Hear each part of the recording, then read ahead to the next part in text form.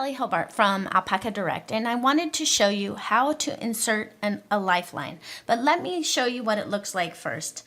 This white yarn that I have here is carefully threaded through every stitch in my project all the way along, and you use a darning needle to do that.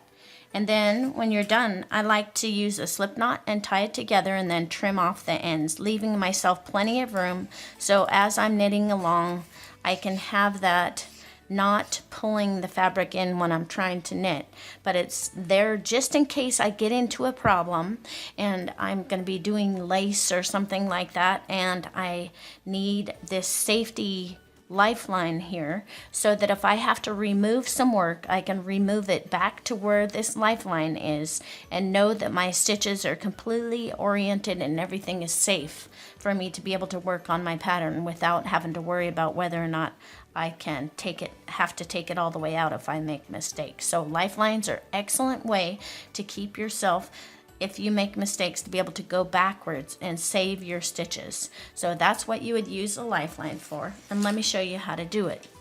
I have this little tiny sample here, and I am going to take a contrasting color of yarn and thread it onto a tapestry needle. Having a yarn that's at least 3 times the width, I like to do it much larger, and then I can trim off the extras. But let me show you how to put in the lifeline. You would just take your needle and you would go along your stitches, and you can, pull it out and then go back in and just thread it along all your stitches, trying not to catch pieces of yarn in the center.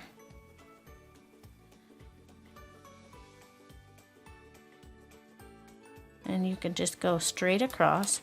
And this is a great way when you're knitting, if you're knitting a difficult pattern or what have you, and you're afraid that if you make a mistake, you'll have to not be able to fix the mistakes. It's a great way to be able to go backwards if you're doing a complicated project and mess something up. It's a safety net for you. And then I would just take this yarn that I have here, and I would loosely tie a slip knot.